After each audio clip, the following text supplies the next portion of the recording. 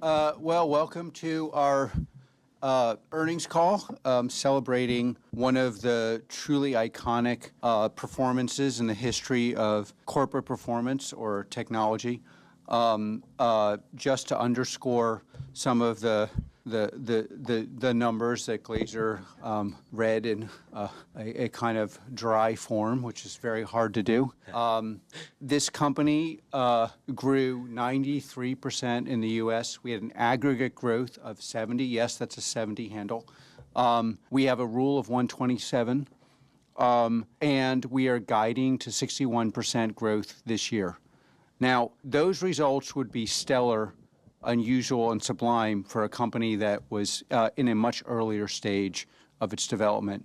But we have been doing this for quite a while, and you just cannot expect a company like ours to perform at anything like this level. At the beginning of last year, we were guiding to roughly in the 30%, which would be a stellar performance for a company. At the end of the year, we grew our company almost 20% in one quarter. If you were a company sitting in continental Europe or in Canada or in any other similarly situated country, and you grew your whole company 20% and you had a rule of 50, you would be one of the premier companies in your nation, if not in your continent. And we also did this while supporting in critical manner some of the most interesting, intricate, unusual operations that the U.S. government has been involved in, many of which we can't comment on, but were the highlight of last year and were highly motivating to all of us at Palantir. And so this really just raises the question, what do bombastic numbers like this mean? Because, if you're growing a company like ours at 40%, you would then say somehow this is tethered to a broader category, which is doing well. But with a rule of 127 and 70% aggregate growth, 93% growth in the U.S., you really have to look at this, and the numbers speak volumes that we are an N of one category of our own, and we are doing things unlike any other company has done, which has, of course, been confounding to people over the years because they said we were a services company when we were doing FDEs. They said that our products were somehow merely software. In fact, they are implementation and orchestration machines.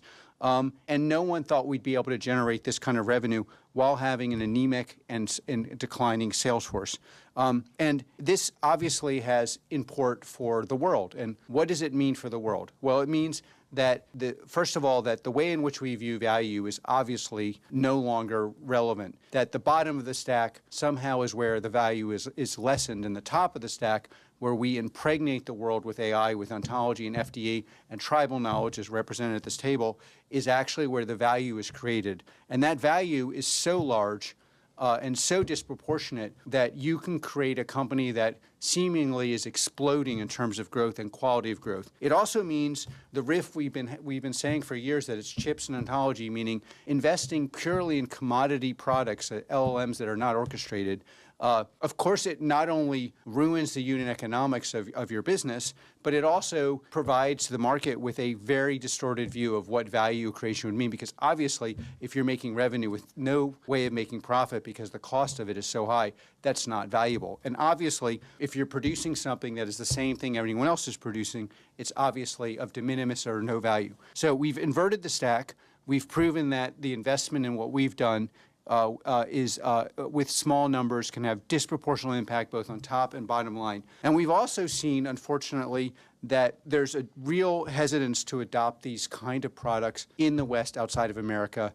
And the two places leading here are China and America. And what we're seeing in America is so widely divergent. And so the non-adopters, the have-nots, are hoping for a catch-up function.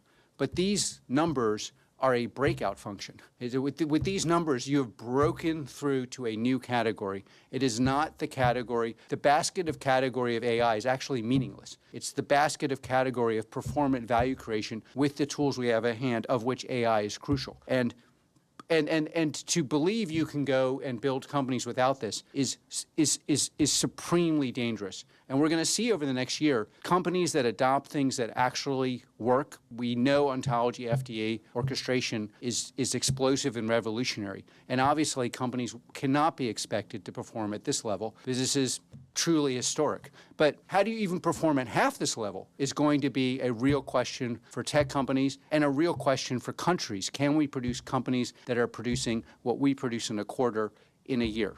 And one of the things we've got to figure out in the West is how do we do this? And this is putting enormous political pressure on our institutions because obviously political leaders struggle with how do I provide value when there's a disproportionate have and have not. Now, in the Palantir version, the haves are the workers and the people that know how to actually use these products. And even the ground truth of this is so far away from what people intuitively believe. It's actually not the capitalists against the workers, it's the capitalists and the workers. But that's very confounding to political leaders. And it's confounding to structures that don't know how to adopt this and cultures that are not producing these kind of products.